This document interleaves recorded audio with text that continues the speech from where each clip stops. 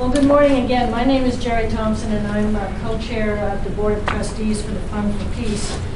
And I'm here with my co-chair, David Morey, who will be up here shortly.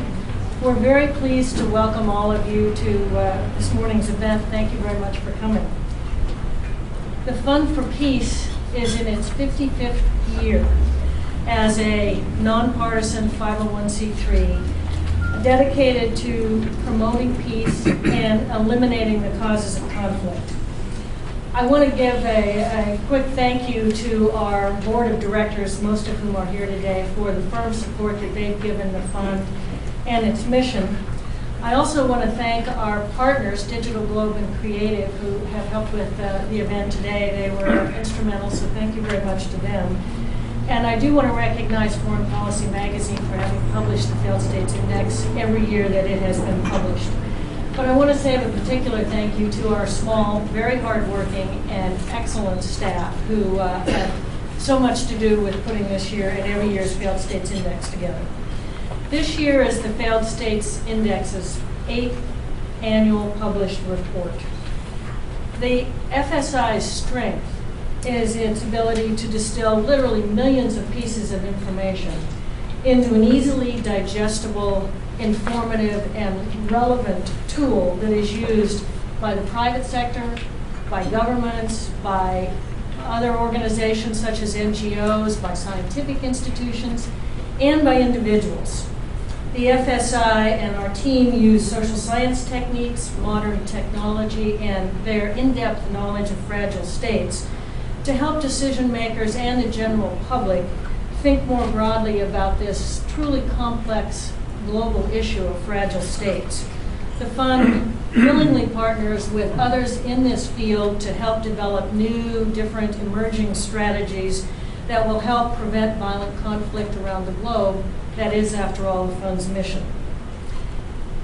We are proud of the fact that the fund and the Failed States Index is the only annual global index on state fragility, which permits tracking of progress and, in some cases, the lack thereof on states all throughout the world, year by year and indicator by indicator. That is one of the reasons that we are so pleased that this tool is now used so widely by so many different sectors. David.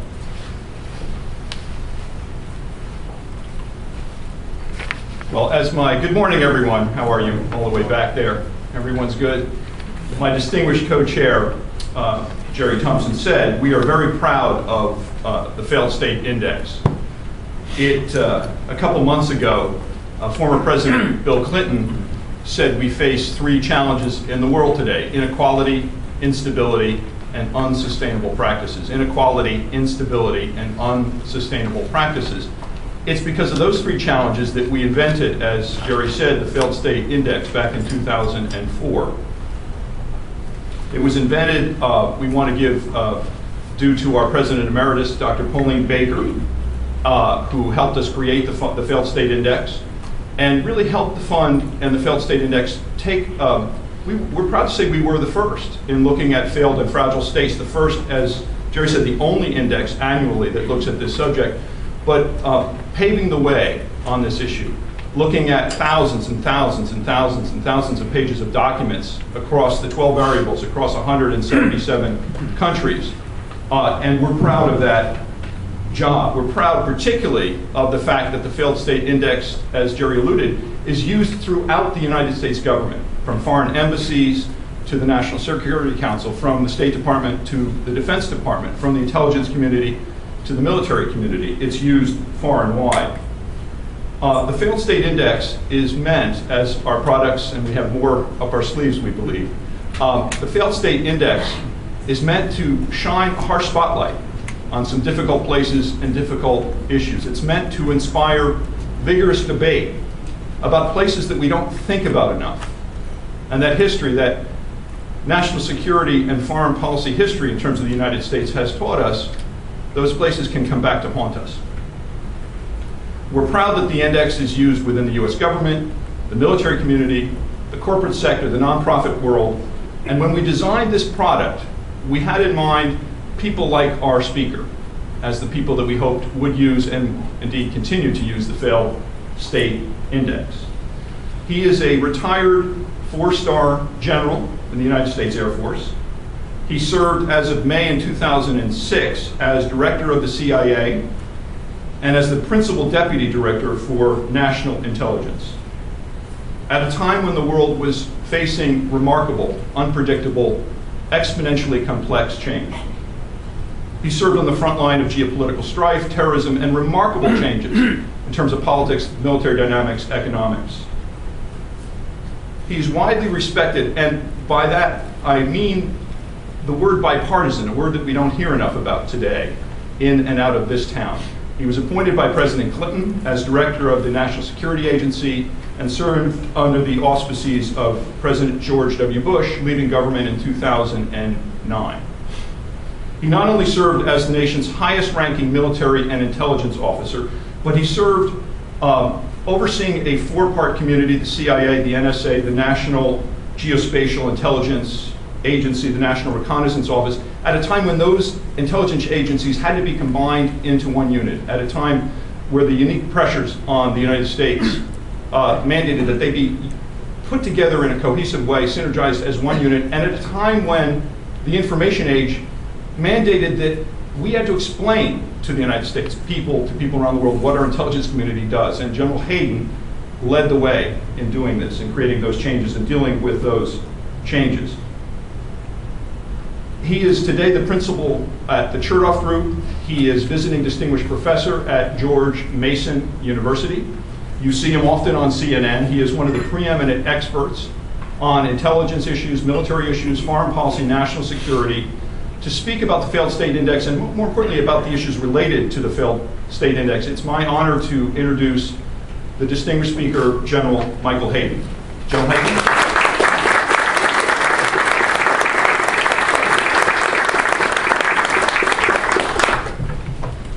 Well, clearly an introduction given almost within sight of the Capitol, but clearly not under oath. Very generous. Thank you for the opportunity to be with you here this morning. And when I was kind of organizing my thoughts, the first thought that came to my mind is to perhaps offer you an explanation as to why I wanted to be here, why I looked upon this as an opportunity. And the first idea that came to mind, and I mean this sincerely, was that I felt a very strong sense of kinship with what it is we are celebrating and announcing here today. Bear me out. When I talk to public audiences now, being out of government for several years, I kind of put a warning label on what it is I say. I say, you need to understand, I'm not the policy guy. I'm the intelligence guy. And you've got to understand the difference. And I draw this rather extended metaphor, saying, okay, there's a room, pick your shape, oval if you like, all right, in which policy decisions are made, and in which the policy guy and the intel guy get together. But they don't come into that room through the same door. They're really different doors. I'm fond of saying that the intel person, that's the fat guy. Policymakers, the vision guy. I mean, look at your own voting patterns.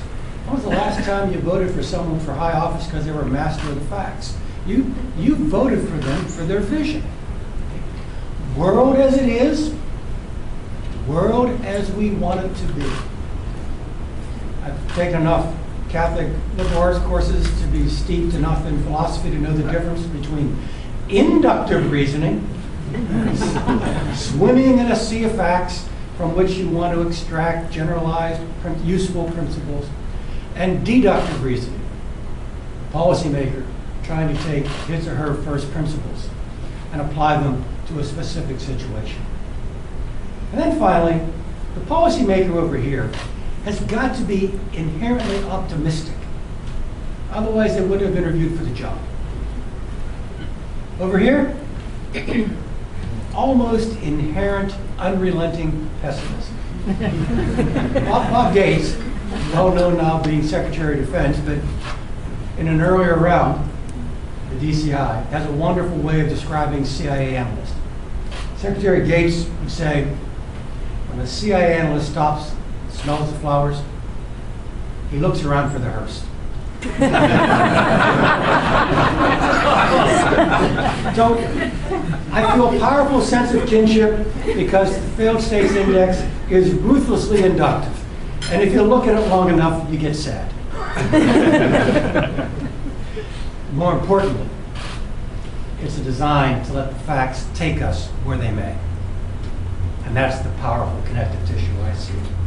Now, if the first reason was this sense of kinship, the second thought I had as to why I was happy to be here was, frankly, a sense of envy. And hear me out here, because I actually think that the private sector, and particularly this effort, might be a half a lap or so ahead of my old community in adapting to a new age. This has to do with the tension between a profession that sees itself based on the need to steal secrets and one that might see itself simply reflecting wisdom that needs to be learned. Secrets and wisdom. And when I'm overstating this, all right? It's going to be a bit cartoonish. The canvas is wide, my brush is wide, the colors are bright. But the thought I would give you is, for most of the life of my profession, certainly in the 20th century with modern intelligence, wisdom was anchored almost always on secrets that had to be stolen. The very nature of the work required you to go steal secrets if you were going to produce the wisdom the policymaker would demand. The world's changed. So much more information is available out there in both white and gray form. But although we'll steal secrets forever, that will always be necessary. If we confine ourselves to the tellers of the story based upon the secrets, we will be more than one brick shy of a loaf in terms of performing the fundamental mission, which I described as that reflecting wisdom that has to be learned. Richard Fadden is the head of CSIS. That's the Canadian Secret Intelligence Service, a small service, but a good service. And he gave a speech within the last week that I simply stumbled across. And let me quote him. In today's information universe, there are fewer and fewer meaningful secrets for the James Bonds of the world to steal. Suddenly, the ability to make sense of information is as valued a skill as collecting it. We are expected to provide not just information, but insight. Do you see the pivot I'm trying to describe? And believe me, as head of 2 espionage services, I know we're going to do espionage forever. But to really provide that which we need to provide, we have got to widen our aperture to the kind of work that we're seeing exhibited here today. There's a third value that I see displayed here today, and that's something that I call the quality of the narrative. Joe and I wrote a book, God, it must be 30 years ago now, called Thinking in Time. And I still remember one part of it where he said, we Americans kind of, being Americans, can do, let's get at it, kind of folks, we rush into a room and say, hey, what's the problem? And he says, very often, that's not a very good question. He said, the far better question is, what's the story here? In other words, you add a deeper temporal dimension. I got 3 or 4 examples. Let me pull a couple out here to try to describe for you what I mean, because I think this is very important. Now, I give this speech in Washington. Right? The odds are there are some people in this room who follow the Redskins. Right? I don't. I'm from Pittsburgh for obvious reasons. I know who my football team is. But 3 or 4 years back, you guys were awful. And I could list 4 reasons. First of all, I think your owner meddled a little too much. 3 or 4 years back, I don't think your coach had the respect of the team. 3 or 4 years back, I don't think your quarterback was ever an athlete who was going to play up to pro standards. And oh, for heaven's sake, that offensive line. Oh. All 4 of those are true. What's the dominant narrative?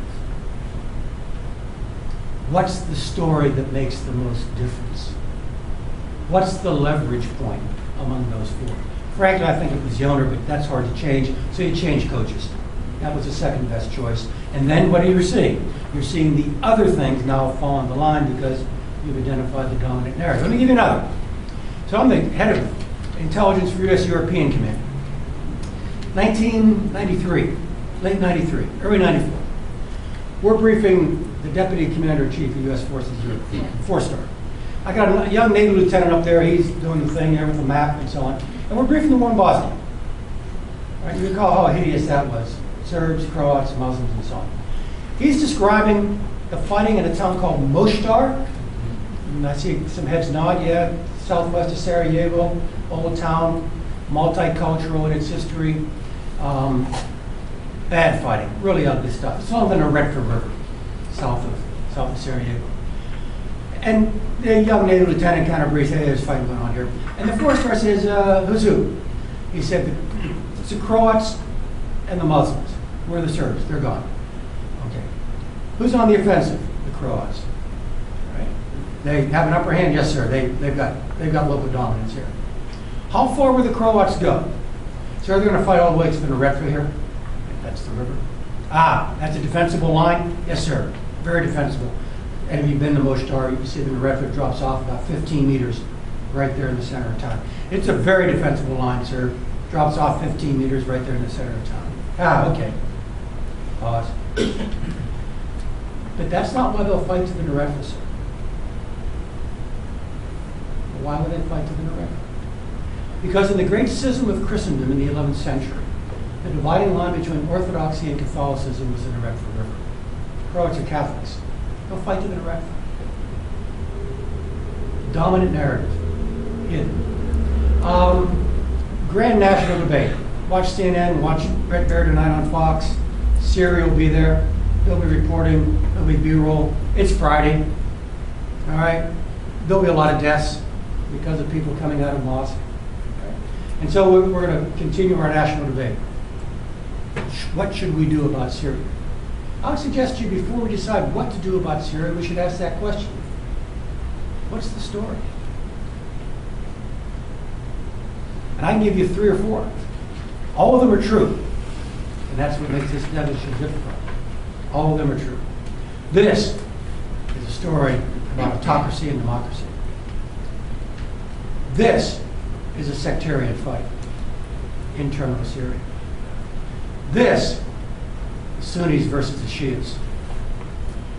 This is an echo of that old East-West thing.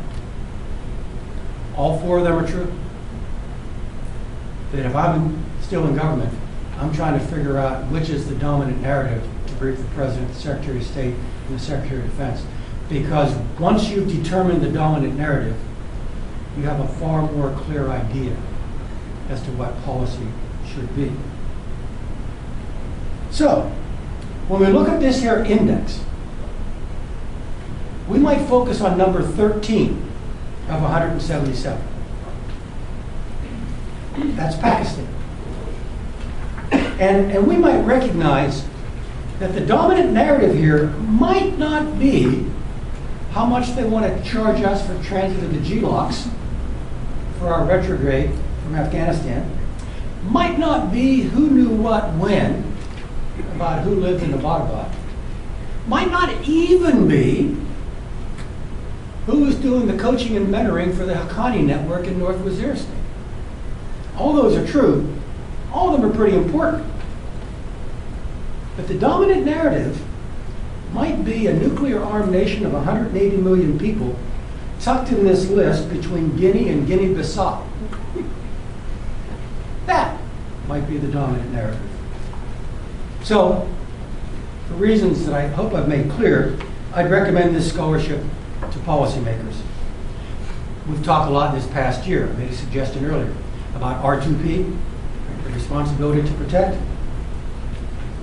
Beyond emotion, beyond whether or not you can stand the B-roll on your evening news, there are really tough decisions to be made about what to be done. Let's look at the history of R2P, responsibility to protect, through the lens of this year's index. Libya, where we intervened very heavily, suffered the greatest drop in the history of the index. From a ranking in 2007 of about 114, today it's 50.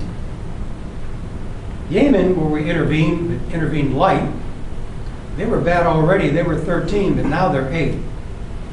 And Syria, where we have intervened hardly at all, has dropped from 48 to 23, the fourth most significant decline in history.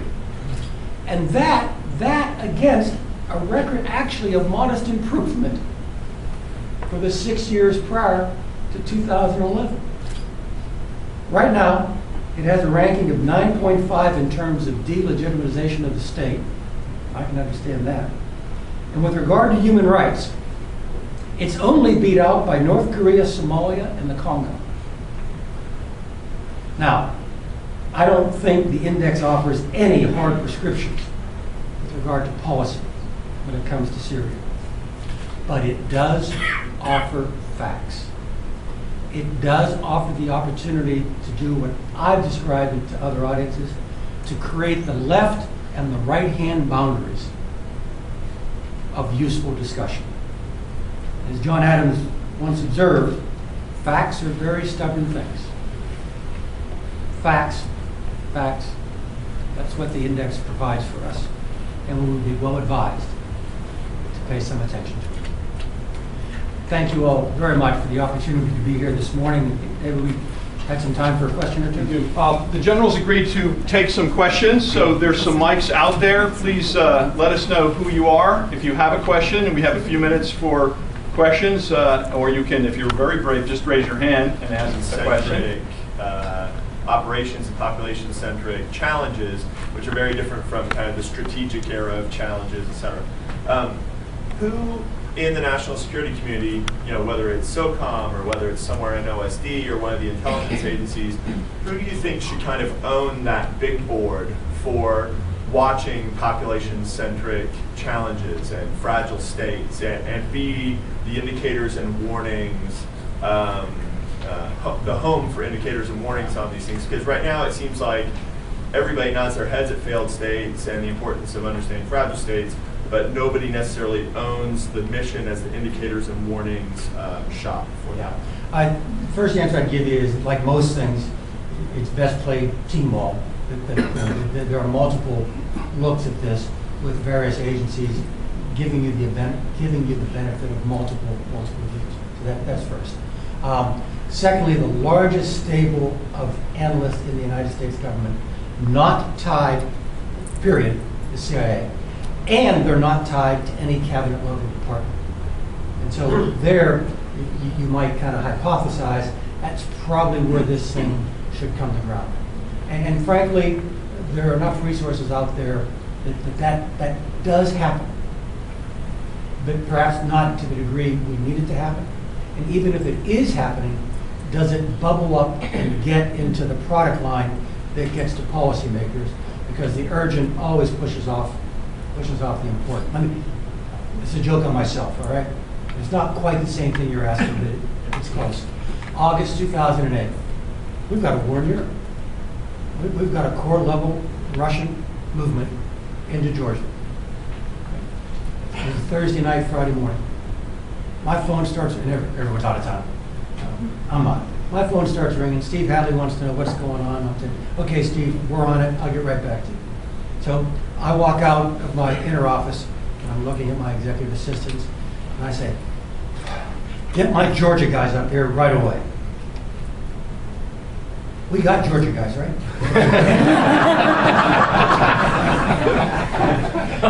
And we did. And they were really good. You get my point. They don't get pulled up. I had a meeting with Dave Petraeus before Dave was confirmed. Very good. He met all of his predecessors. And one thought I gave him, I said, Dave, if your life's going to be anything like mine, and I think like Leon's, this terrorism thing is going to suck all the oxygen out of your room.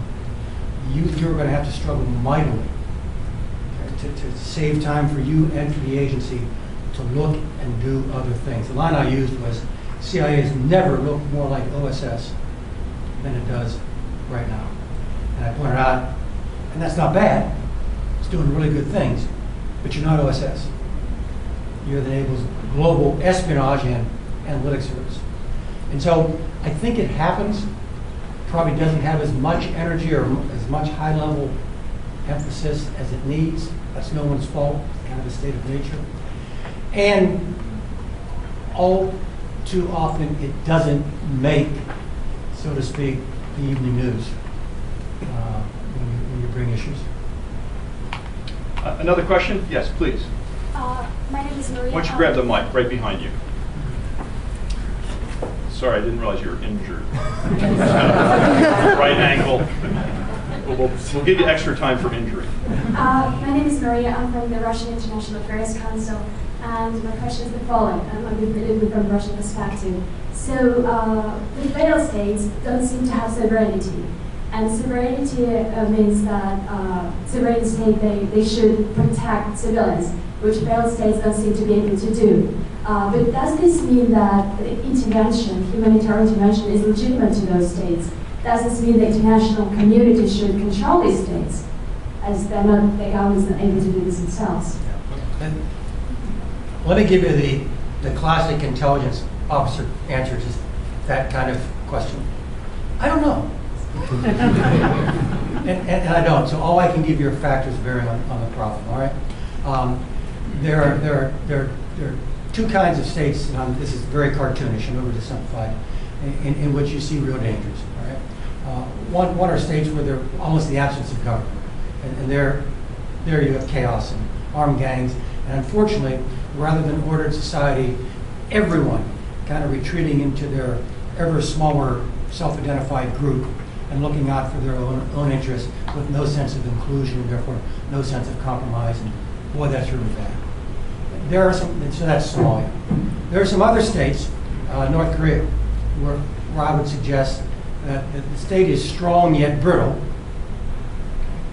But while it is strong, it has imposed a lifestyle on the population that, although different than the population in Somalia, I would judge to be no better. And so you've got weaknesses on both ends. You have dangers on both ends of the spectrum. With regard to intervention, this is a wondrous question, and one with which the Russian government, the U.S. government, the United Nations, all struggle. I think that struggle is a reflection of a larger trend. And the larger trend is the diminution of the relevance of sovereignty in practically all dimensions. Brent Scowcroft wrote an article recently for the Atlantic Council in which he said, I'm paraphrasing him now, I've grown up, my professional career has been in a world in which the pieces on the board were states, and the way I move pieces around on the board would be through what you and I call hard power. And the impact of globalization has eroded both realities. He points out that in the industrial era, the broader global trends all seem to trend towards strengthening the traditional state. Even looking at Marxism, it's a theory of industrialization under state control. Globalization cuts the other way. Almost all the attributes of globalization seem to slice away and reduce traditional state authority. So, whether it's governing multinational IT companies, multinational energy concerns, epidemics, cybersecurity, or governments making war on their own citizens, we're edging our way to a different sense of sovereignty, and we have not yet arrived at an agreed conclusion. We have time perhaps for one more. The gentleman all the way in the back. That's you with a blue shirt. If you have a loud voice, go for it. Yeah, Doug Brooks with International Stability Operations Association. If you were looking over the past 10 years at sort of trends in terms of the weakening states, sort of what are the main threats that you see emerging that is a threat to states that are sort of marginal at this point? Wow. I mean, automatically refer to the index and to the 12 categories and do the math. I would also kind of harken back to the kind of the globalization thing. Things that even a decade ago, certainly several decades ago, would be local and localized and localizable are no longer so. And therefore you see the movement from mid-sized city in Tunisia across the Arab world, or a variety of things. That's just one that comes to mind after the immolation of the fruit merchant. That our institutions are not prepared to cope, for better or for ill. Let me be very neutral. Okay, let's talk about Tahrir Square. I know Omar Suleiman, and Omar was actually, being morally neutral here. Omar was good at his work. It's the intelligence chief for Hosni Mubarak. And Omar kept his good friend Hosni in power for 30 years. Totally overwhelmed by the velocity that came at it. So I would really kick the podium on velocity. I should also add that the velocity overwhelmed not just Omar Suleiman and Hosni Mubarak, the velocity overwhelmed everybody on Tahrir Square. And it usually takes a long time to get 1 million people kind of organized to do something simultaneously. And in that time period, stuff happens. Leaders emerge, structures develop, negotiating positions are formed, platforms are decided. Skipped over it. Skipped the entire organizational piece. So you overthrow the government, and there's a vacuum. And now we see a struggle in Egypt between two institutions who were not present in Tahrir Square: the Muslim Brotherhood and the Egyptian Army. That's a very light way of answering your question.